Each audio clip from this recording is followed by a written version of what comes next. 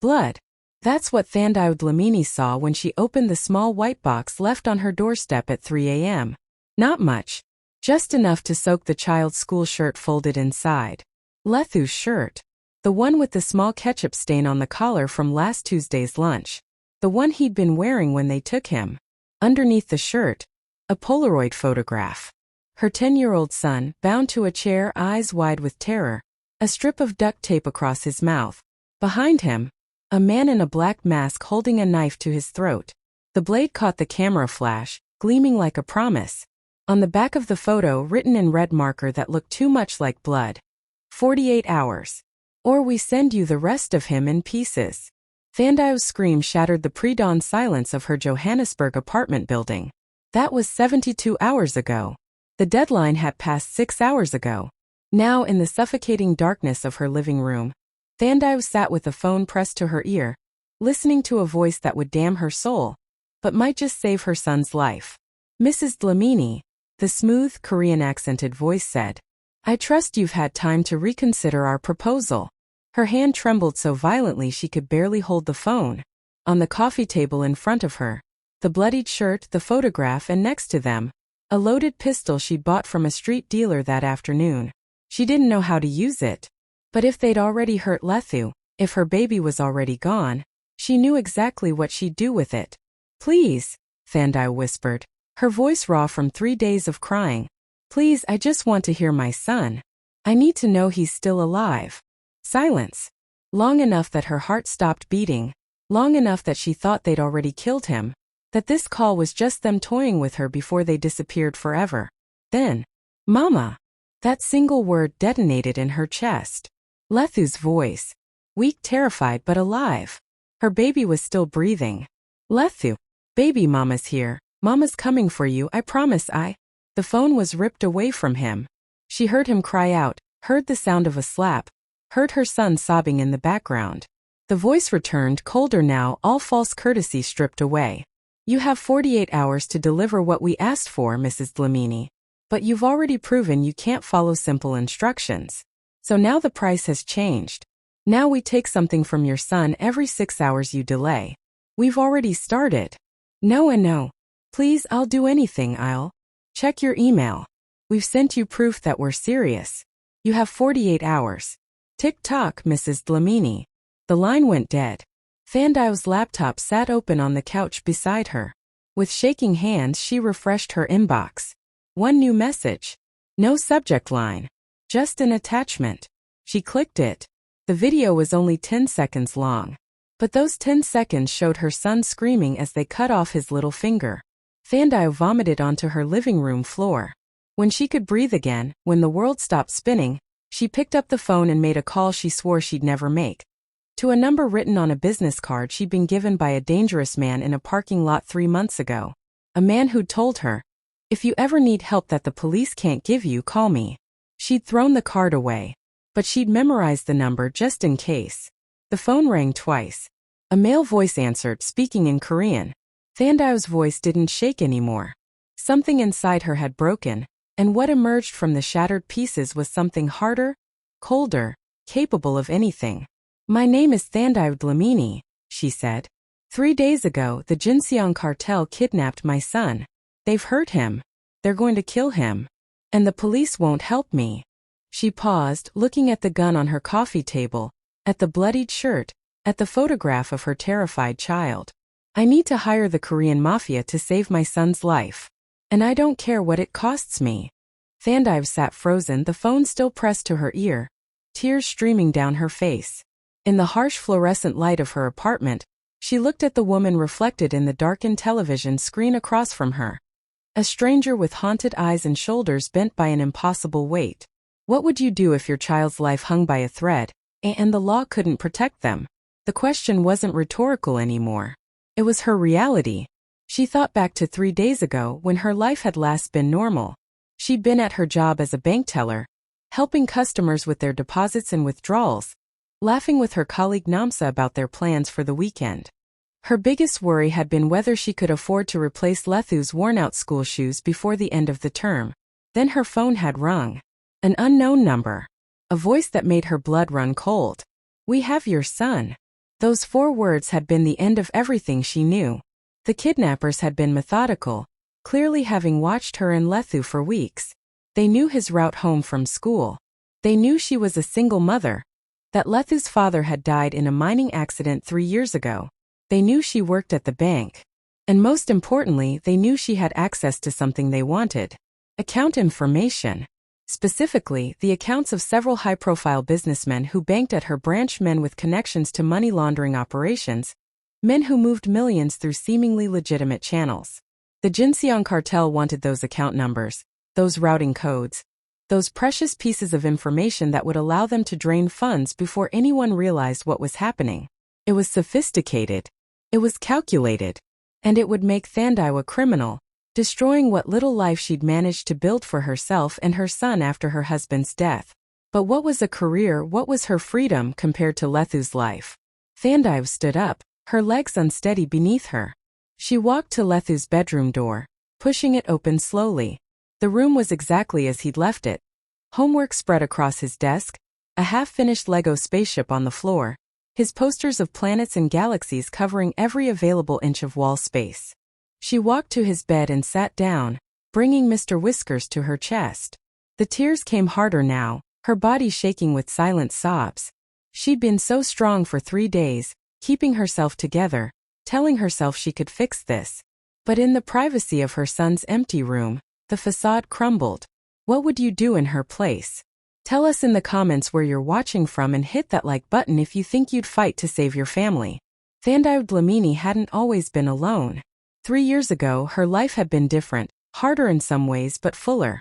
Her husband, Thabo, had worked in the platinum mines outside Rustenburg, sending money home every month while she managed their household and raised Lethu in Johannesburg. She remembered the day the mine representatives came to her door. The formal apologies. The explanation of the accident. A tunnel collapse that had taken 12 men, including her husband. The compensation check that could never compensate for a father's absence. A husband's love. A future that would never be.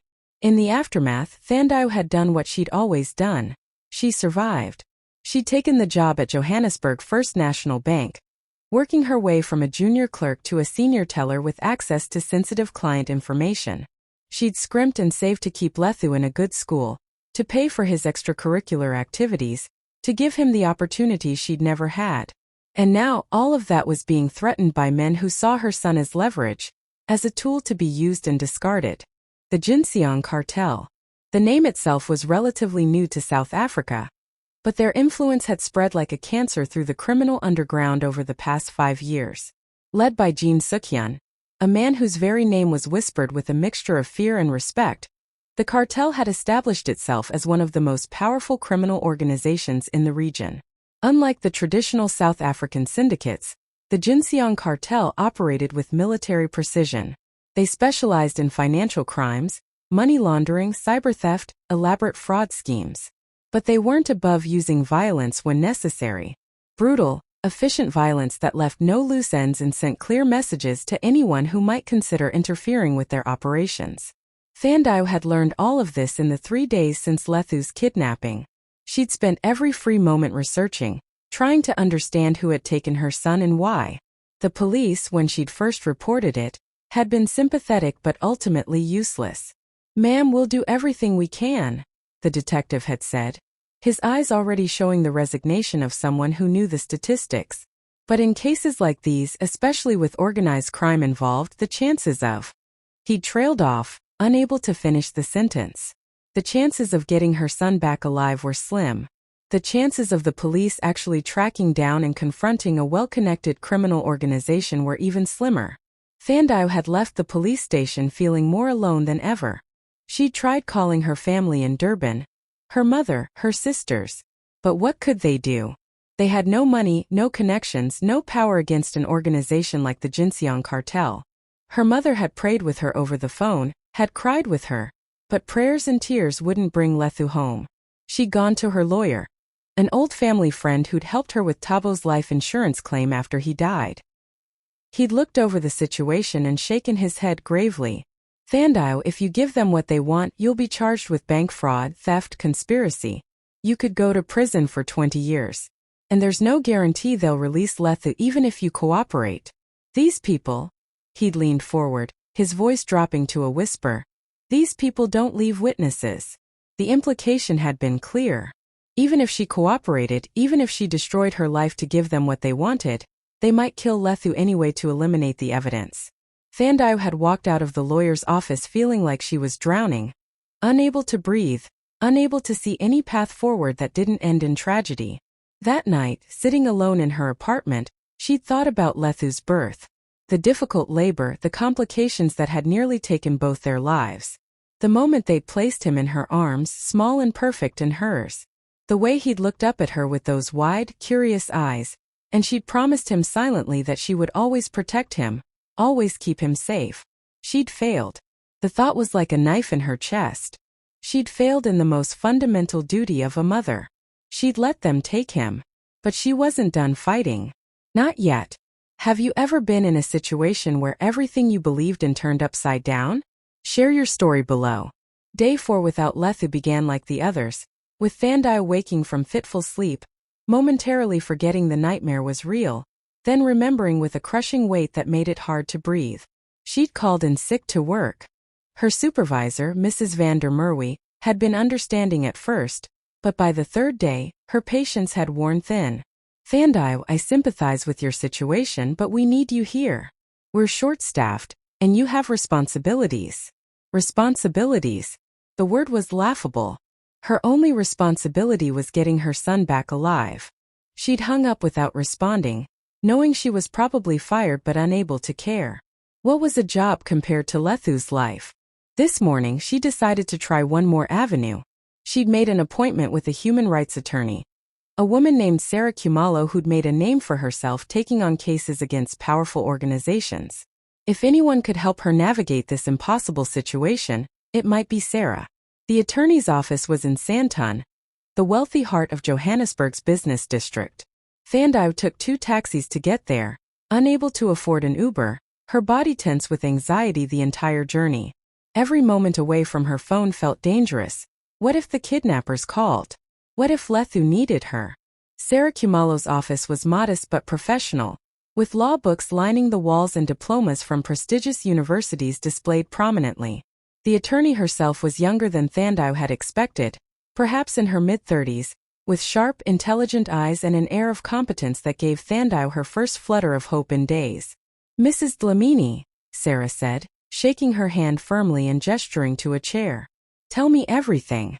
Thandiwe did. She told her about Lethu's kidnapping, about the demands from the Jinseong cartel, about the police's ineffectiveness and her lawyer's warning. She told her about the phone calls, the threats, the impossible choice she was being forced to make. Sarah listened without interrupting, taking notes on a yellow legal pad. When Thandiwe finished, the attorney leaned back in her chair and was quiet for a long moment. Mrs. Dlamini, I'm going to be honest with you, she finally said. This situation is complicated. The Jinseong cartel has connections throughout the justice system. Judges, prosecutors, police officials, they've compromised enough people that any legal action would be extremely difficult. Thandiwe felt her hope deflating. So there's nothing you can do? I didn't say that, Sarah replied. But we need to be realistic about what legal channels can accomplish here. If you go to the police with this information, they might genuinely try to help. But the chances of them successfully raiding the cartel's operations, finding your son, and rescuing him safely before he's moved or before something happens to him, those chances are very small. Then what do I do? Thandiwe's voice cracked. I can't just give them what they want. You said it yourself, they'll probably kill him anyway. Sarah's expression softened with sympathy. There are private security firms that specialize in kidnapping cases. But they're expensive, and even they have limited success against organizations as sophisticated as the Jinseong cartel. How expensive? Minimum of 200,000 rand just to begin an investigation. Potentially millions for an actual rescue operation.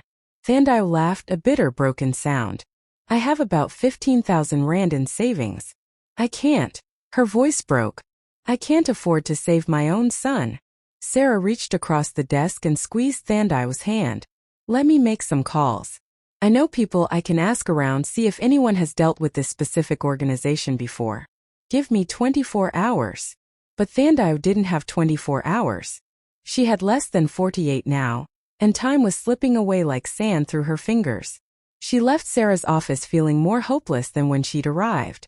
The streets of Santon bustled with wealthy businesspeople, women in designer clothes carrying shopping bags, men in expensive suits talking loudly on their phones.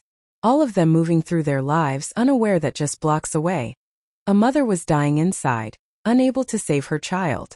Thandiwe found a bench outside a coffee shop and sat down, putting her face in her hands. Around her, life continued. Cars passed. People laughed. The sun shone with cheerful indifference. Her phone buzzed. She looked at it with dread, expecting another threatening call from the cartel. Instead, it was a text from an unknown number. I heard about your situation. I might be able to help. Meet me at the Rosebank Mall food court 3 p.m. Come alone. M. Thandiwe stared at the message, her heart pounding. M. Who was M? How did they know about Lethu? Was this a trap? But what choice did she have? The legal system had failed her. The police couldn't help her. Her family and friends were powerless. If there was even a chance that this mysterious M could help, she had to take it. She looked at her watch. It was 1:30 p.m. She had 90 minutes to decide if she was brave enough or desperate enough to walk into what might be another nightmare. But then she thought of Lethu's voice on the phone. Mama. That settled it. She would walk through hell itself if it meant bringing her son home.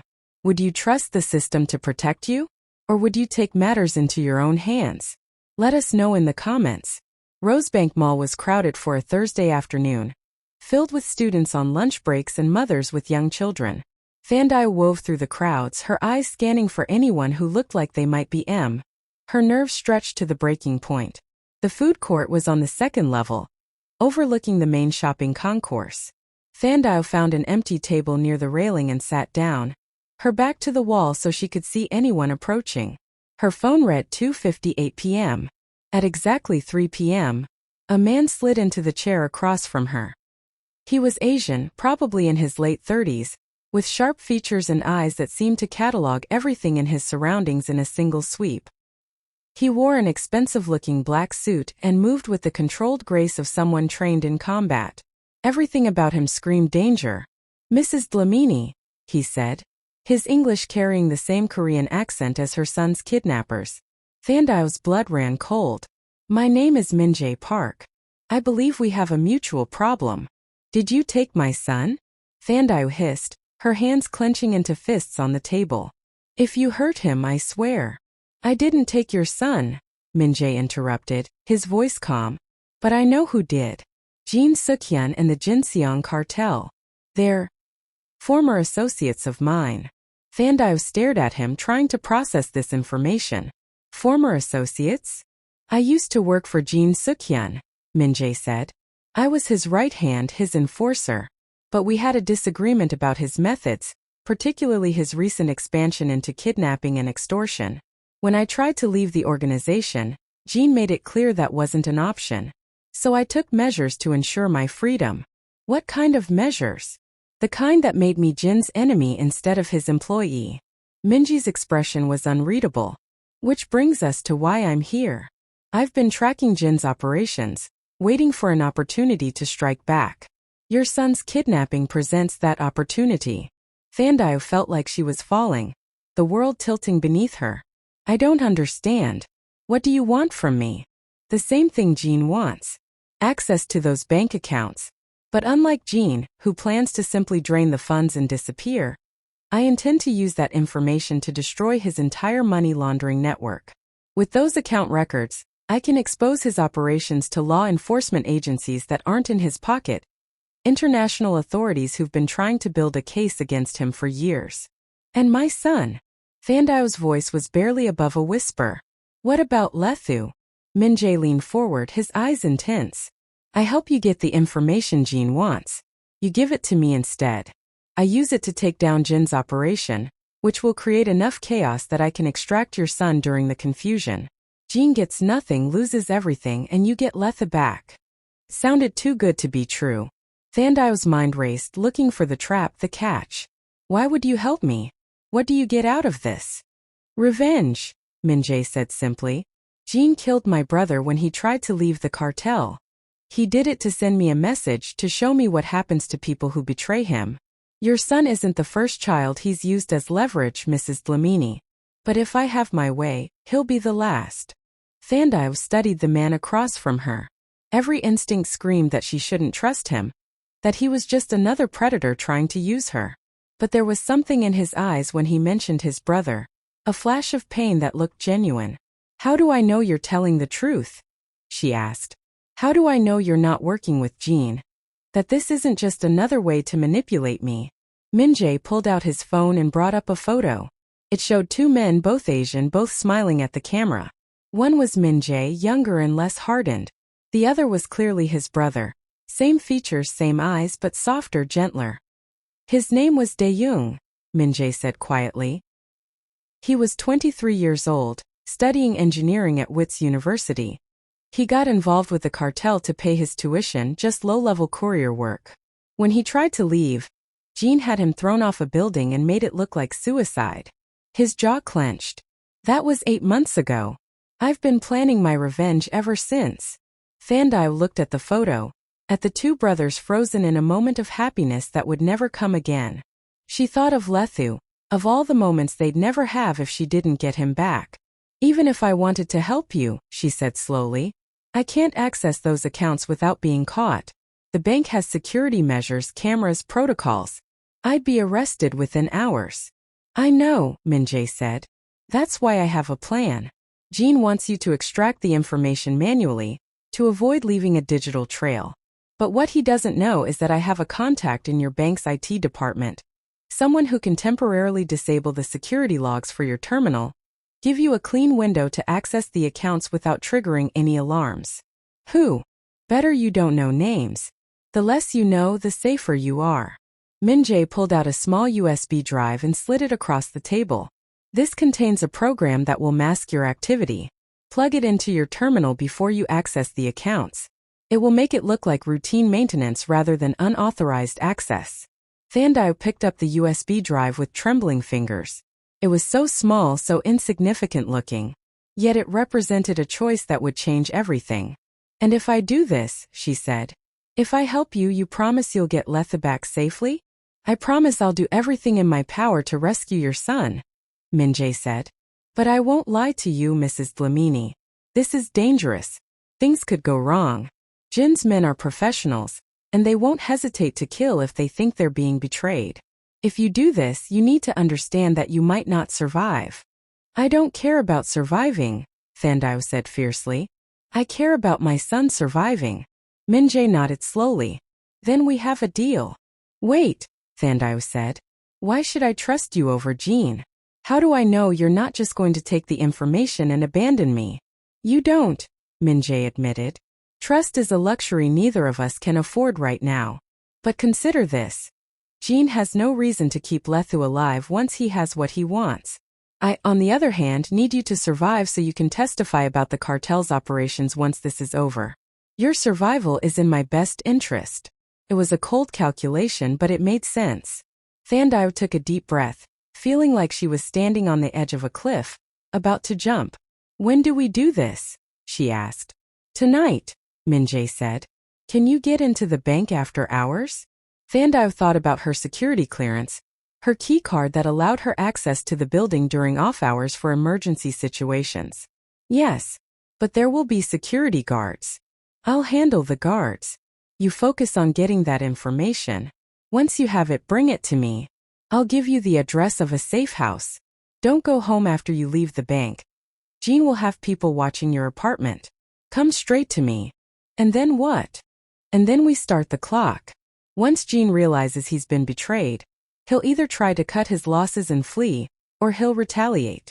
Either way, it will create opportunities for us to move. I have people positioned near 3 of his known safe houses. The moment he shows weakness, we strike. Thandiwe closed her eyes, trying to steady her breathing. In less than 12 hours, she would become a criminal. She would betray her employers, violate her oath of confidentiality, and throw her lot in with a man who admitted to being part of a criminal organization. But she would do it all for a chance, just a chance, to hold her son again.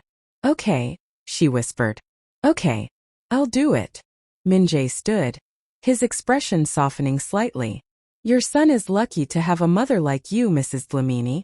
Not everyone would be willing to sacrifice everything for their child."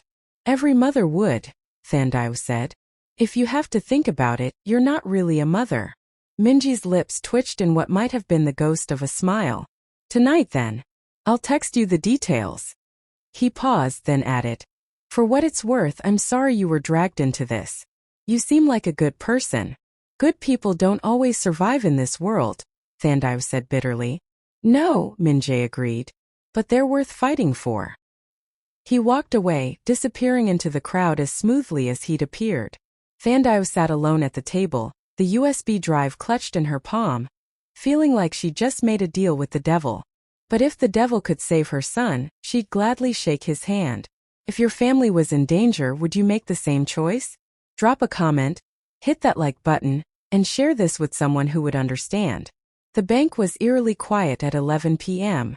Thandiwe's key card beeped as she swiped it through the reader, the sound abnormally loud in the empty lobby.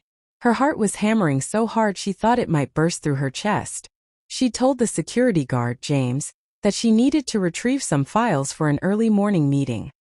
He'd barely looked up from his phone, waving her through with the bored disinterest of someone working the night shift. The fluorescent lights flickered on as she walked through the main floor, her footsteps echoing off the polished marble. During the day, this place was alive with activity. Customers, colleagues, the constant hum of transactions and conversations. Now it felt like a mausoleum, cold and dead. Thandiwe made her way to her terminal, her hands shaking as she pulled out the USB drive Min-jae had given her. She looked around, paranoid that cameras were watching, that alarms would sound the moment she plugged it in. But nothing happened. She booted up her computer, logged in with her credentials, and inserted the USB drive. A small program window appeared, showing a progress bar. Initializing security bypass. Please wait. Thandiwe waited, each second feeling like an eternity. She thought about Lethu, about whether he was scared, whether he was hurt, whether he wondered why his mother hadn't come for him yet. "I'm coming, baby," she whispered to the empty room. "Mama's coming." The progress bar completed. A new message appeared. Security log suspended for 30 minutes. Proceed with caution. 30 minutes. That was all the time she had to access the accounts, copy the information, and get out without leaving a trace. Thandiwe's fingers flew over the keyboard, navigating through the bank system with the expertise born from 3 years of experience. She accessed the first account on Jin's list, a businessman named Hendrik Pretorius, who ran a luxury car dealership that was suspected of being a front for money laundering. Account numbers, routing codes, transaction histories showing millions of rands flowing in and out in complex patterns designed to obscure their origins. Thandiwe copied it all to an encrypted flash drive. Second account, Siphon Kosi, a property developer with ties to several shell companies. More numbers, more codes, more evidence of financial crimes woven into seemingly legitimate business operations. Third account, fourth, fifth. The list went on. Each one represented a piece of the vast money laundering network Jin had built. With this information, authorities could trace the flow of funds, identify the players, dismantle the entire operation. Or Jin could use it to drain every account and disappear with hundreds of millions. Thandiwe glanced at the clock. 22 minutes gone. She had 8 minutes left. Her hands were slick with sweat as she accessed the final account. This one was different. It wasn't a business account but a personal one, registered to a name she recognized from the news. Gerald Van Ryen, a prominent politician who'd recently been appointed to the Treasury. The transaction history made her stomach turn. Bribes disguised as consulting fees. Kickbacks hidden in legitimate contracts. Evidence of corruption at the highest levels of government. This was why Jin was so powerful. He didn't just have money. He had leverage over people in positions of authority. With this information, he could blackmail officials, manipulate policy, operate with impunity. 4 minutes left. Thandiwe finished copying the data and ejected the flash drive, pocketing it carefully. She removed Minji's USB drive and shut down her computer, her movements mechanical, her mind already racing ahead to what came next. She was about to stand when she heard voices. Her blood froze. Someone was in the lobby talking to James, the security guard. Just need to check something in the back. Won't take long. The voice was smooth, accented. Korean. They'd found her. Thandiwe's mind raced. She couldn't go back through the lobby, they'd see her. But there was a service exit near the back of the building, used by cleaning staff and maintenance workers. She could reach it without being seen. She crouched low, moving between the rows of desks, heading toward the rear of the building. Behind her, she heard footsteps entering the main floor. Check the terminals, someone said. If she's here, she's accessing the accounts now. Thandiwe reached the hallway leading to the service exit.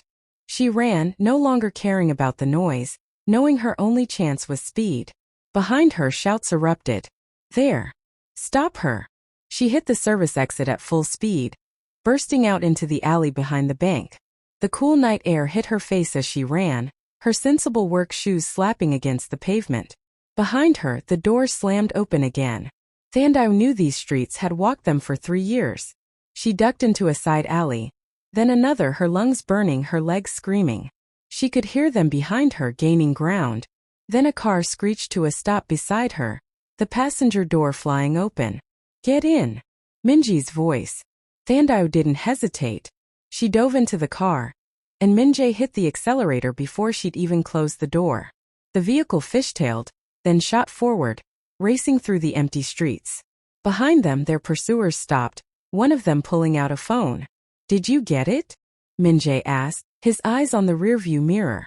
Thandiwe pulled out the flash drive with trembling hands. Yes. Everything on the list. Good. Does Jean knows now? He knows you've betrayed him. What about Lethu? Thandiwe grabbed Minji's arm. We have to get to him before. I know, Minji said grimly. I have people moving into position now. But Jean will move him probably within the hour. We need to hit him fast and hard before he has time to regroup. He made a sharp turn heading toward the highway. Thandiwe realized they were going north toward Pretoria. Where are we going? To end this, Minji said. Jean has a compound outside the city, a place he thinks is secure.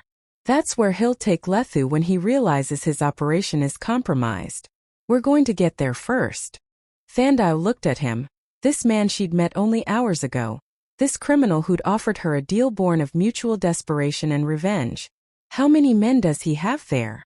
Probably a dozen. Maybe more. And you have 6, including me. Minji glanced at her. Not good odds. But we have surprise on our side, and we have something Jean doesn't expect. What's that? You. Minji smiled, but there was no humor in it. Jean thinks you're just a desperate mother, someone to be used and discarded. He doesn't expect you to fight back. That's his weakness. Thandiwe thought about the teddy bear on her couch, about Lethu's empty bedroom, about 3 days of helplessness and fear. Something hardened inside her, a core of steel she didn't know she possessed.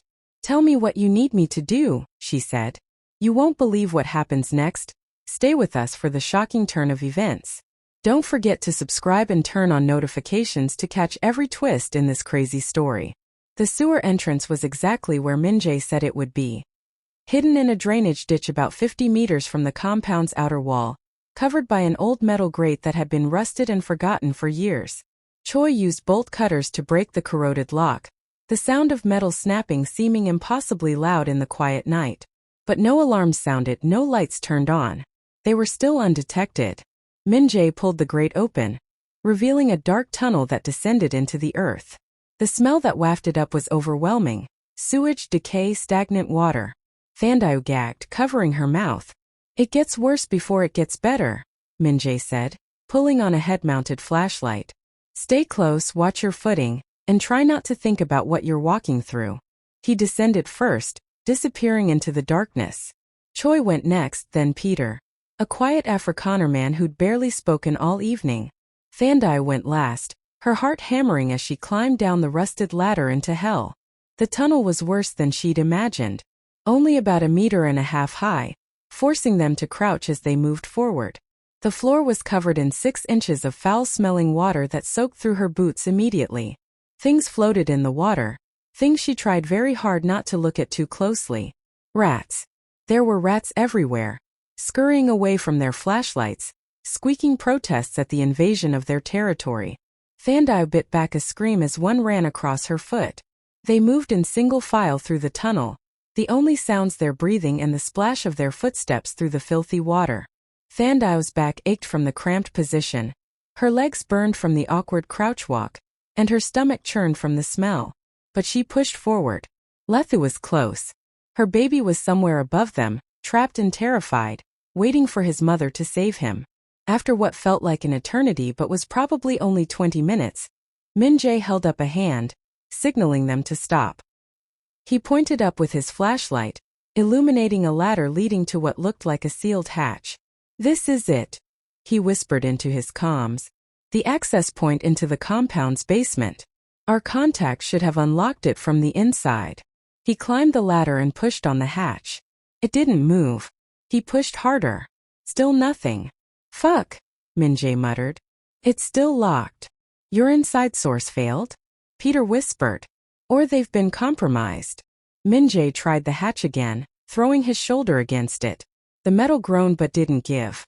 "Plan B, Choi, you still have those bolt cutters?" Choi passed them up. Min-jae worked in the cramped space above the ladder, trying to cut through the lock mechanism from the inside. The sound of metal on metal echoed through the tunnel, each screech making Thandiwe wince. "We're going to be heard," she whispered. "Can't be helped," Min-jae grunted. "We can't go back and we can't stay here. We go forward or we die in this sewer." Finally, with a loud crack, the lock gave way. Min-jae pushed the hatch open slowly, carefully, his gun drawn. Silence above. He climbed out, moving in a tactical crouch, sweeping the area with his weapon.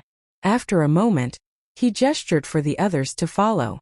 Thandiwe climbed out of the sewer and found herself in a basement storage room. Concrete walls, dim fluorescent lighting, stacks of boxes and equipment. But no people. No guards. Too easy. "This feels wrong," Peter muttered, echoing her thoughts. "I know," Min-jae agreed. "But we're committed now." "Comms check. Bravo team, you there?" "Bravo here." Jamal's voice crackled through the earpiece. "We're in position at the gate. Ready to initiate on your signal. Stand by." Min-jae consulted a small device that looked like a modified phone. Probably some kind of building schematic or GPS. The holding area should be through that door, down a corridor, 3rd room on the left. "Should be." Thandiwe's voice came out harsher than she intended. "This building was modified since the schematics I have were created, but the basic layout should be the same." Min-jae moved to the door, listened, then slowly opened it.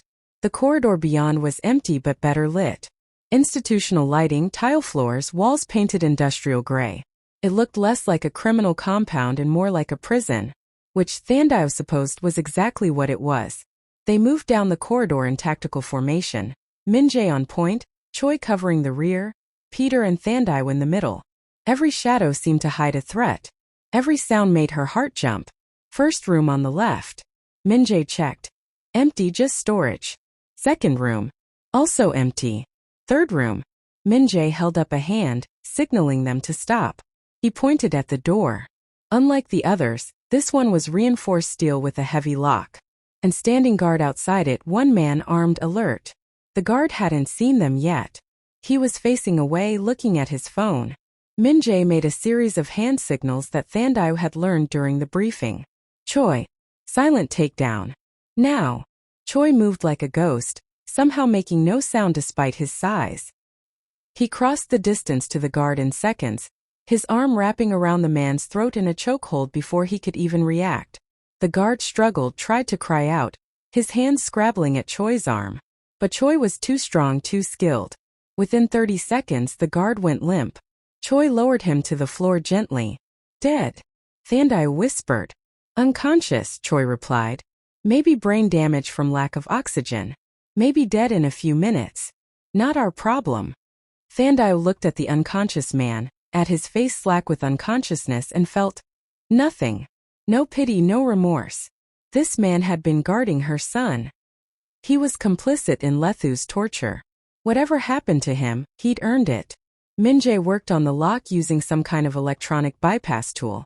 The lock clicked open. He pushed the door open slowly, his gun leading the way. The room beyond was lit by a single bare bulb hanging from the ceiling. It was small, maybe 3 meters by 3 meters. A metal chair sat in the center, zip ties dangling from its arms and legs. Empty. No, Thandiwe breathed. No, no, no. He's not here, Min-jae said, his voice tight with frustration. Either our intel was wrong or they moved him recently. Or this is a trap, Peter said.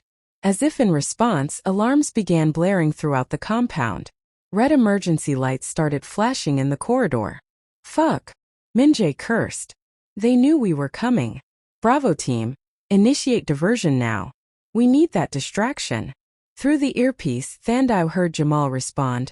Copy that, initiating now. An explosion rocked the compound, dust falling from the ceiling. The lights flickered. Another explosion followed, then another. Bravo team's assault on the main gate had begun. Move! Min-jae shouted.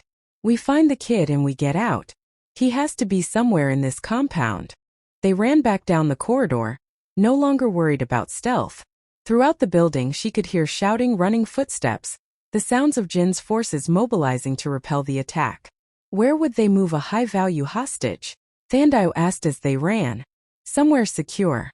Somewhere Jin could personally oversee. Min-jae stopped at an intersection, checking both directions. The main house. Second floor. That's where Jin does his business. He'd keep Lethu close. Then that's where we go. It's also where Jin and his lieutenants are right now. It's going to be heavily defended. I don't care if it's defended by an army, Thandiwe said, her voice hard. That's my son. We're going there. Now. Min-jae looked at her for a long moment, then nodded. All right. Let's go to war.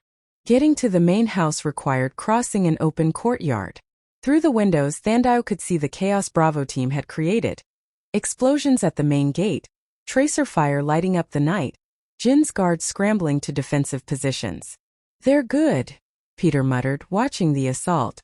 Very good. They're going to get themselves killed, Min-jae said grimly. That diversion won't last long. We have maybe 10 minutes before Jin's people realize it's not a real assault and start sweeping the interior. Then we don't waste time. Thandiwe gripped her gun tighter. Let's go. They sprinted across the courtyard, exposed but moving fast. Gunfire echoed from the main gate, covering the sound of their footsteps. They reached the main house and burst through a side entrance. Inside was chaos, staff running in panic. A few guards, but they were all rushing toward the main gate, toward the perceived threat. No one paid attention to 4 figures moving in the opposite direction. They found a stairwell and ascended to the second floor.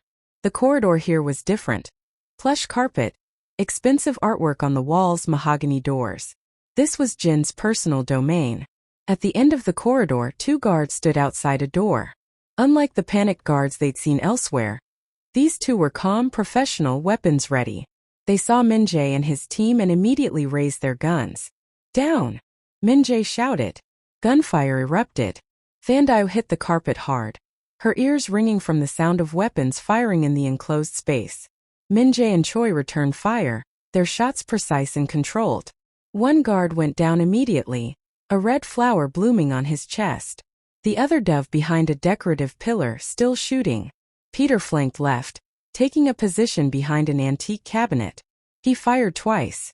The second guard collapsed, clutching his throat. The gunfire stopped, leaving only the ringing in Thandiwe's ears and the sound of the alarm still blaring throughout the compound. You hit? Min-jae asked, pulling Thandiwe to her feet. No. I'm okay. Good. Stay behind me. They approached the door the guards had been protecting. Min-jae kicked it open, going in high while Choi went in low, both of them sweeping the room with their weapons. And there, huddled in the corner of an opulent office, tied to a chair and gagged. Lethu! Thandiwe's scream was involuntary, torn from her chest by relief and grief and love so overwhelming it hurt. She pushed past Min-jae and Choi, falling to her knees in front of her son. He looked so small, so fragile. His face was bruised, his left eye still swollen shut from the beating they'd given him. His clothes were dirty and torn. And his left hand was wrapped in bloody bandages where his pinky finger used to be. But he was alive. Her baby was alive. Thandiwe ripped the gag from his mouth and pulled him into her arms, chair and all, sobbing uncontrollably. "Mama!" Lethu's voice was hoarse, disbelieving. "Mama, is it really you?" "Yes, baby, yes, it's really me. I'm here. I'm so sorry I couldn't come sooner. I'm so sorry they hurt you. But I'm here now, and I'm going to take you home." "Mrs. Dlamini," Min-jae said urgently. "We need to move. Now." Choi was already cutting the zip ties binding Lethu to the chair. The moment he was free, Lethu collapsed into Thandiwe's arms, his small body shaking with sobs. "Can you walk, buddy?" Min-jae asked, his voice surprisingly gentle. Lethu nodded, wiping tears from his face with his good hand. "Then let's get out of here. Stay close to your mother, and do exactly what we tell you. Understand?" "Yes, sir." They moved back into the corridor, stepping over the bodies of the guards. Lethu's eyes widened when he saw them, but he didn't scream, didn't panic. Whatever he'd endured over the past few days had aged him beyond his 10 years. They were halfway back to the stairwell when a door behind them opened and a voice called out, "Stop right there." They froze. Thandiwe turned slowly and found herself looking at Jin Suk-hyun for the first time. He was smaller than she'd expected, perhaps in his mid-50s, wearing an expensive suit that somehow hadn't been affected by the chaos erupting throughout his compound. His hair was perfectly styled, his expression calm, almost amused, and he was holding a gun pointed directly at Lethu. "Well," Jin said in perfect English, "this is unexpected. I must admit, Min-jae, I didn't think you had the balls to attack my compound directly. I'm almost impressed." "Let them go, Jin," Min-jae said, his own weapon raised but not firing. "A Mexican standoff. This is between you and me. The woman and the child have nothing to do with our history. On the contrary, they have everything to do with it. The woman stole information that has destroyed my business operations. The child was leveraged to ensure her cooperation. They're both very relevant." Jin's smile didn't reach his eyes. "But I'll make you a deal, Min-jae. You want the boy? Fine. Take him. But the woman stays. She needs to answer for what she's done." "No," Thandiwe said, stepping in front of Lethu. "You're not taking my son again. I'd rather die." "That can be arranged," Jin replied. "In fact, I think that's exactly what's going to happen. You see, my entire organization is collapsing because of you. Millions in assets frozen. Business partners arrested. Political connections severed. All because you decided to steal from me. You kidnapped my son. Business decision. Nothing personal." Jin's expression hardened. "But what you did, exposing my operations, destroying everything I built, that was personal. And it requires a personal response." His finger tightened on the trigger. Time seemed to slow down. Thandiwe saw Jin's finger moving, saw the gun aimed at her chest, saw her death approaching with mathematical certainty. And she thought, at least Lethu will live. At least I saved him. Then 3 things happened simultaneously. Min-jae dove toward Jin, his gun roaring. Choi fired from behind them. And Thandiwe, operating on pure instinct, raised her own gun and squeezed the trigger, just as Min-jae had taught her. The hallway erupted with gunfire. Jin staggered back, blood blooming on his chest, his face registering surprise. He fired once, the bullet going wild, then collapsed against the wall. Min-jae was on him in seconds, kicking the gun away, pressing his own weapon against Jin's forehead. "Don't!" Jin gasped, blood bubbling from his lips. "Don't kill me. I can give you money, information, whatever you want." "You killed my brother," Min-jae said quietly. "You tortured a child. You destroyed countless lives in your pursuit of profit and power. And now it's over. Please." Min-jae pulled the trigger. The sound of the shot seemed impossibly loud, echoing through the hallway even over the alarms and distant explosions. Jin slumped to the floor, his eyes staring at nothing, his expensive suit ruined by blood. Thandiwe turned Lethu away, pressing his face against her chest so he wouldn't see. But she looked. She made herself look at the man who'd tortured her son, who'd destroyed her life, who'd forced her to become someone she barely recognized. And she felt relief. Not happiness, not satisfaction. Just profound relief that the nightmare was finally over. "We need to move," Peter said urgently. "That gunfire will bring everyone running." They ran back down the stairwell, Thandiwe carrying Lethu even though he was too big to carry comfortably, unwilling to let him go even for a second. Behind them she could hear shouting footsteps, the sounds of Jin's forces realizing their leader was dead. They burst out of the main house into the courtyard. The explosions at the gate had stopped. Bravo team had either been driven off or killed. The compound's defenders were regrouping, starting to sweep the grounds. "We'll never make it back through the sewer," Choi said. "Too far, too exposed." "Then we go out the front," Min-jae decided. "Aggressive assault. Punch through their line while they're still disorganized.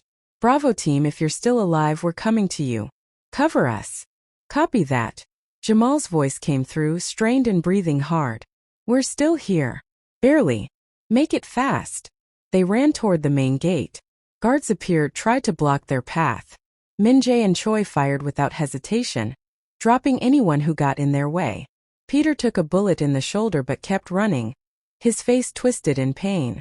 They reached the gate, which had been blown partially open by Bravo team's explosives.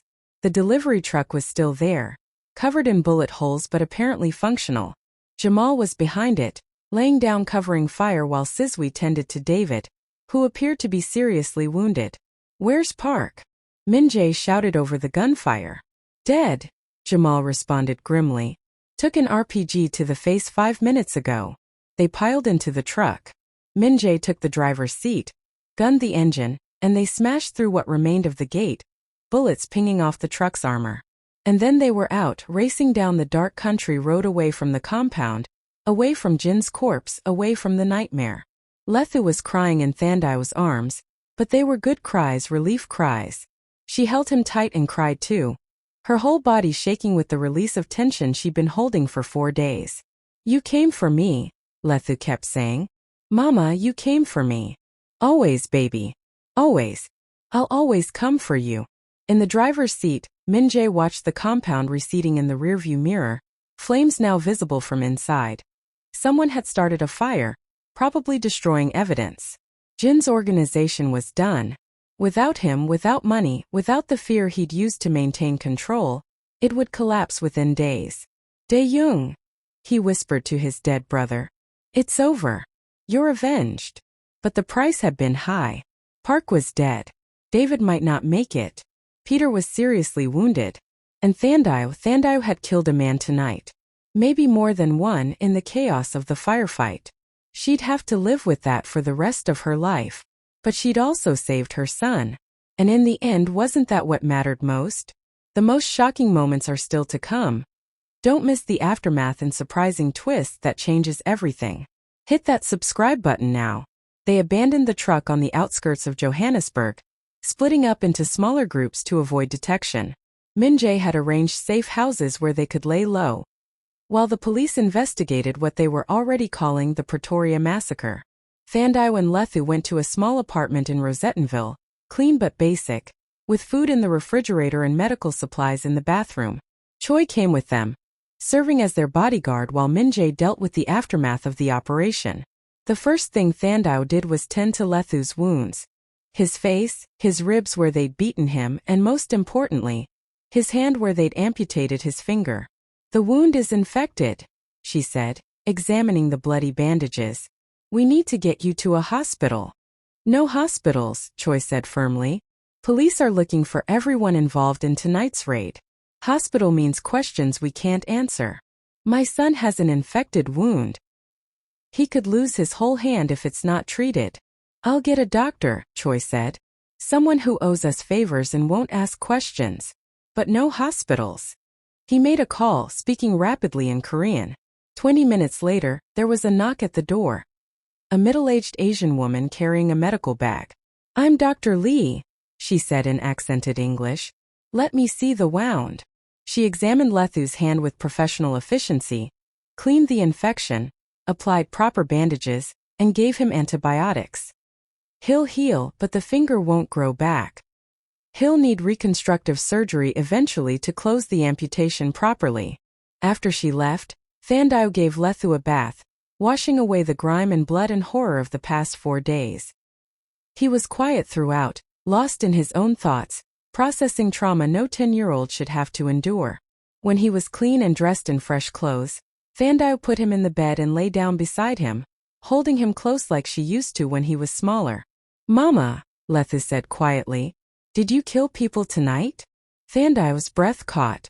She'd known this question was coming, had been dreading it. "Yes, baby. I did." "How many?" "I don't know. Maybe 1, maybe more. It all happened so fast." Lethu was quiet for a long moment. "Are you going to jail?" "Maybe. Probably. What I did, stealing from the bank, helping criminals, breaking into that compound, those are serious crimes. If the police figure out I was involved, I'll go to prison for a very long time." "Then why did you do it?" Thandiwe pulled him closer, breathing in the scent of his coconut oil shampoo, so grateful he was alive that she could barely speak. "Because you're my son. Because I love you more than I love myself. Because there's nothing in this world I wouldn't do, no line I wouldn't cross, no price I wouldn't pay to keep you safe." She paused. "Does that make me a bad person?" Lethu thought about it. "I don't think so. I think it makes you my mom." They lay in silence for a while, holding each other, listening to the sounds of the city outside their window. "The man who was in charge," Lethu said finally. "Gene. Is he?" "He's dead. He can't hurt you anymore. He can't hurt anyone anymore." "Good," Lethu said with a vehemence that shocked her. "I'm glad he's dead. I hope he suffered." Thandiwe's heart broke a little, hearing such darkness in her son's voice. He'd lost something in that compound, something you can't get back once it's gone. His innocence, his belief that the world was fundamentally safe and good. "Baby, you're going to need to talk to someone about what happened to you. About what they did, what you saw, what you're feeling. You can't just push it down and pretend it didn't happen." "Did you see the video?" Lethu asked quietly. "Yes." "Then you know what they did." "I know they hurt you. I know they cut off your finger. I know they scared you and beat you and made you feel powerless." Thandiwe's voice cracked. "And I know that I failed you. I should have protected you better. I should have seen the danger coming. I should have." "Mama, stop." Lethu pulled back to look at her face. "You saved me. When the police couldn't, when nobody else could, you saved me. You did things you didn't want to do, things that scared you, things that changed you. But you saved me. That's what matters." Thandiwe looked at her son, at this child who'd been forced to grow up too fast, who'd seen too much, endured too much. And she made him a promise. "We're going to get through this, you and me. It's going to be hard. There's going to be therapy and nightmares and probably police investigations and maybe jail time for me. But we're going to survive it. Just like we survived losing your father. Just like we've survived everything else life has thrown at us. Understand?" "I understand, Mama." "Good. Now sleep. You're safe now. I promise." Lethu closed his eyes and within minutes exhaustion claimed him. But his hand stayed gripped tightly in hers even in sleep, as if he was afraid that letting go meant she might disappear. Thandiwe lay awake staring at the ceiling, listening to her son breathe. She'd saved him. But the cost? She thought about Park, the man she'd never met, who died providing a distraction so they could escape. She thought about David, whose wounds might be fatal. She thought about the guard she'd helped kill. Men who might have had families of their own. Children who would wonder why their fathers never came home. She thought about her career destroyed. Her reputation ruined. Her freedom probably forfeit once the authorities put together what happened. And she thought about Jin Suk-hyun, lying dead in his own compound, blood pooling around his expensive suit. She'd pulled the trigger. Her bullet might have been the one that killed him, or maybe it was Minji's or Choi's. She'd never know for sure. But she'd shot at him, had aimed for his chest and squeezed the trigger, fully intending to take his life. And she didn't regret it. That was the part that scared her most. She didn't feel guilty, didn't feel conflicted, didn't feel like she'd done something wrong. She'd killed a man, and all she felt was relief that he couldn't hurt her son anymore. What did that make her? 3 days later, Min-jae came to the safe house with news. "The authorities are calling it a gang war," he said. "Jin's organization fighting with a rival syndicate over territory. They have no idea we were there specifically to rescue Lethu. As far as they're concerned, he was just collateral damage who managed to escape in the chaos. What about the bank theft? Thandiwe asked. They know the accounts were accessed by someone with your credentials. But the investigation is moving slowly because so many of the people whose accounts were compromised are themselves under investigation now. The corruption scandal you exposed is massive. It's going to take years to sort out. In the meantime, you're a person of interest, but not a primary suspect. So I'm not going to jail? Not immediately. But you should probably leave the country eventually. Once things calm down, once investigators start digging deeper, they might connect you to the compound raid. Better to be gone before that happens. Thandiwe nodded slowly. She'd been thinking about this already. South Africa didn't feel safe anymore. Too many people who might recognize her. Too many questions that would eventually need answers. Where would we go? I have contacts in several countries. Botswana, Namibia, Mozambique. Places where you could start over with new identities. It's not easy, you'd be leaving everything behind. But you and Lethu would be safe. What about you? Thandiwe asked. What happens to you now? Minjae smiled, but it was tired sad. I'm done with this life. Jean is dead. My brother is avenged. The cartel is destroyed. There's nothing left for me here except ghosts and regrets. He paused. I'm thinking about going home. Back to Korea. Face whatever consequences await me there. Maybe find some peace. Do you think you will? Find peace? Probably not. But at least I'll have tried. He stood to leave, then turned back. Mrs. Dlamini, Thandiwe, what you did, what you became to save your son. Don't let it consume you. Don't let the guilt and the horror define who you are. You did what needed to be done. You saved your child. That's all that matters. I killed people, Minjae. Yes. You did. So did I. So has everyone who was at that compound. His expression was grave. But we killed people who made their living from violence and exploitation. Who tortured children for profit. Who would have killed Lethu without a second thought once he was no longer useful. Does that make it right? No. But it makes it necessary. And sometimes that's all we can ask for. After he left, Thandiwe sat with Lethu and told him about Minjae's offer. About leaving South Africa, starting over somewhere new. Would I have to change my name? Lethu asked. Probably. For safety. What would my new name be? Whatever you want it to be. Lethu thought about it. Can I keep my first name? I like being Lethu. If that's what you want, baby. And can we take Mr. Whiskers? Thandiwe looked at the teddy bear, sitting on the nightstand where it had been keeping watch over them. The bear that had witnessed their old life, their trauma, their transformation. Yes, she said. We can definitely take Mr. Whiskers. The small cafe overlooked the center of Gaborone, Botswana's capital city. Thandiwe, now going by Thandi Mabunda, with forged documents proclaiming her citizenship, sat at an outdoor table, watching Lethu play football with other children in a nearby park. His hand had healed well. The amputation site had closed cleanly, and he'd learned to adapt to having only 4 fingers on his left hand. The physical therapy had helped. So had the counseling sessions with a trauma specialist who asked no questions about why a 10-year-old had lost a finger. The nightmares had lessened over time. He still had them occasionally, would wake up screaming for his mother, but they were growing less frequent, less intense. He was healing slowly but surely. Thandiwe had found work as a bookkeeper for a small business. Nothing prestigious, nothing that required background checks that might expose her past. She made enough to pay rent on their modest apartment, to buy food and clothes, to give Lethu a reasonably normal life. It wasn't the life she'd planned, but it was a life. And after everything they'd been through, that felt like enough. Her phone buzzed. A text from an unknown number. Saw the news from SA. The corruption scandal you exposed just brought down the finance minister. 3 others about to be arrested. You changed the country. Minjae. She hadn't heard from him in months, didn't even know if he was still alive.